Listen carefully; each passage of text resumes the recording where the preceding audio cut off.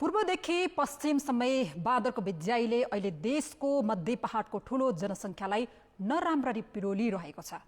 बाँदरको उपद्रवकै कारण किसानका भकारीमा त रित्रिएको छैन, गाउँ नै रित्तो खण्डहर बनिरहेका छन्। बाँदरकै दुःखले बसाइसराई हुनु अब आम कुरा भइसकेको छ। बाँदर धपाउन नागरिकहरूले केसम्म गरेका छैनन्। जंगलमा फलफूल रोप्नेदेखि रुख काट्नेसम्म, खेतबारीमा बन्दुक पड्काउनेदेखि रातभर जाग्राम बस्नेसम्म। आज त बाँदर धपाउनैका लागि तेह्रथुमको लालीगुराँस नगरपालिकाले सार्वजनिक बिदानी दियो। हो, सुन्दा हास्यास्पद लाग्न सक्छ, तर यो उत्तिकै कारुणिक विषय हो। सामान्यतया कुनै पनि पालिकाका समस्या शिक्षा, स्वास्थ्य, रोजगार, बजेट पूर्वाधार हुनुपर्ने हो। तर एउटा पालिकाको यत्रो जनशक्ति, समय र ध्यान बाँदरमा हुनुले यो कति सघन समस्या हो भन्ने त पुष्टि हुन्छ नै। सँगै सरकारी मलमले नागरिकका घाउ पुरिएका छैनन् भन्ने पनि यसले देखाउँछ। उसो त ठुल्ठुला पूर्वाधारको सपना देखिरहेको सरकारसँग बाँदर धपाउन न बजेट छ न आइडिया नै।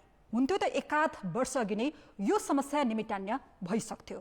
पूर्वको पाँचतरदेखि पश्चिमको सल्यानसम्म नागरिकले भोगेको यही बाँदर वेदना समेटिएको यो रिपोर्ट।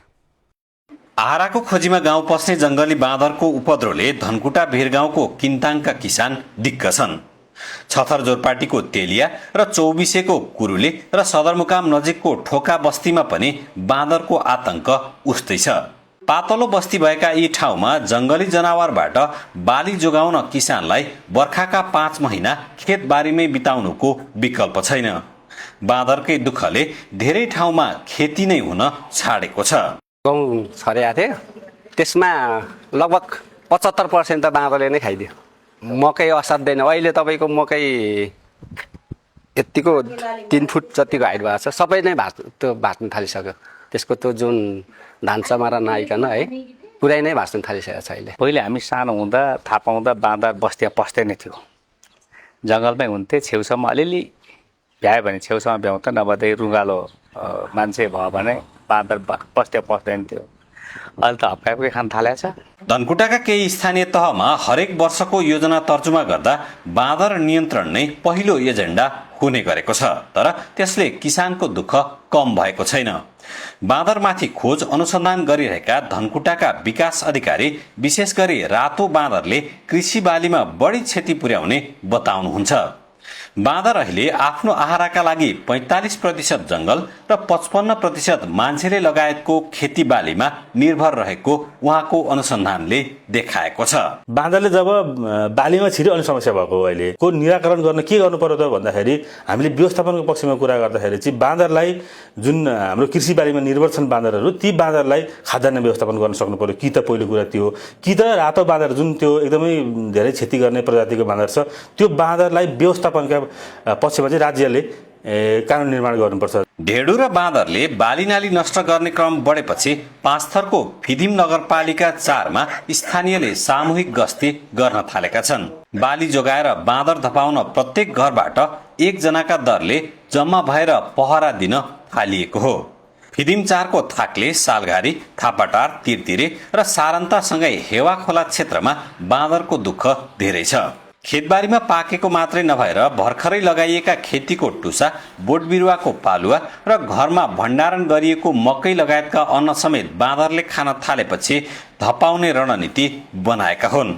यहाँ बाँदर व्यवस्थापनका लागि वडा कार्यालयले चालु आर्थिक वर्षमा 1 लाख रुपियाँ बजेट विनियोजन गरेको छ।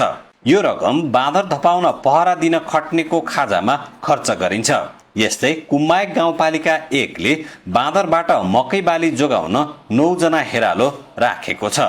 टाढा राख्या मकै पनि खान्छ अनि घर छोड्नु हुँदैन, आलु खान्छ, सबै खान्छ। अर्घाखाँची, गुल्मी लगायतका पश्चिम पहाडका जिल्लामा बाँदर र बँदेलको हैरानीकै कारण त्यहाँका नागरिक बसाइ सर्न बाध्य छन्। मकै, कोदो, आलु लगायतका बाली बाँदर र बँदेलले नष्ट गर्न थालेपछि कृषि पेसाबाटै पलायन हुने क्रम तीव्र बन्दै गएको हो।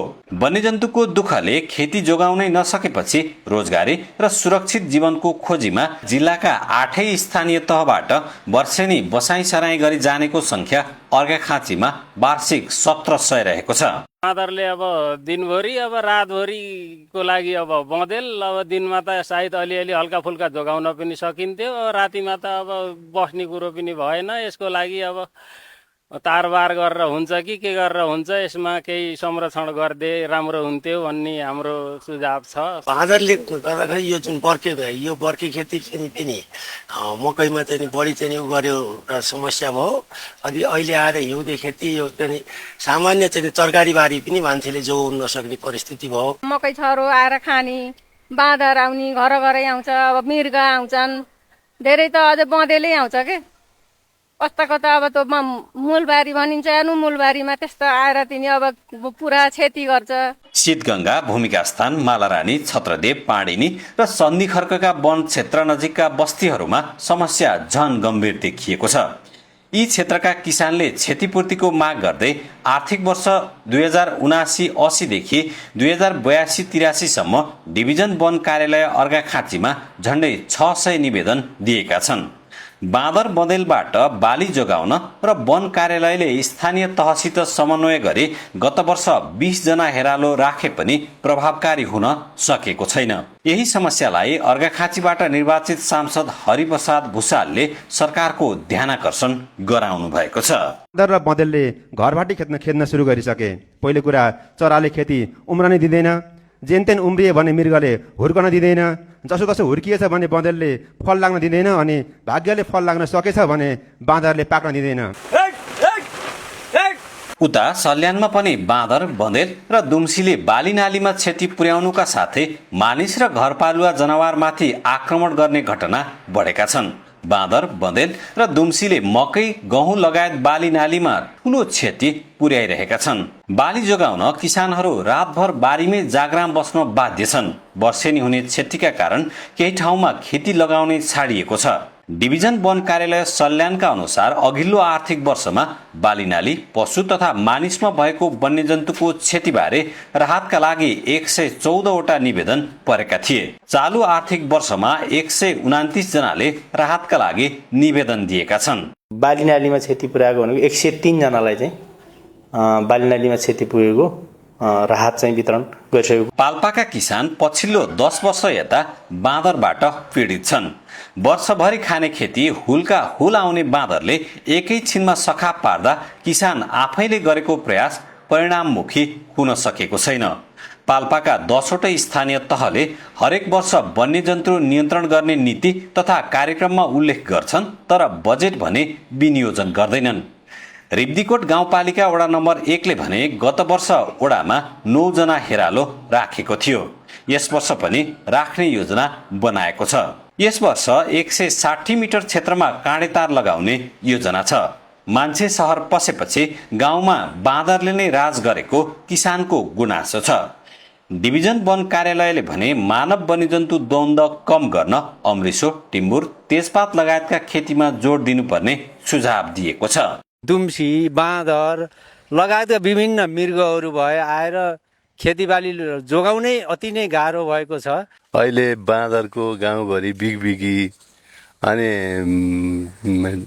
मान्छे बसाइ सराई, गाउँमा मान्छे नहुने र यो बाँदर चाहिँ बाँदर नियन्त्रणलाई केही उपाय चाहिँ गर्न पर्यो। बाँदरले पनि किसानहरूको चाहिँ खेतीपातीमा असर पुर्याएको छ र यो खेतीपातीमा क्षति नपुगोस् भनेर डिभिजन वन कार्यालय पाल्पाले विशेष रूपमा अहिले तेजपात, अमृसो र टिमुर खेती प्रवर्धन गर्नको लागि किसानहरूलाई र विभिन्न समूहहरूलाई, सामुदायिक वन, कपिलित वन समूहहरूलाई उत्प्रेरणाको काम र सहयोग गर्ने काम गरिरहेको छौँ। बागलुङका किसानले त झन् बाँदरबाट बाली नाली जोगाउन खेतबारीको डिलका रुख नै काटेका छन्। बागलुङ नगरपालिका वडा नम्बर 12, 13 र 14 वडाका स्थानीयले बाँदरबाट जोगिन रुख काटेका हुन्।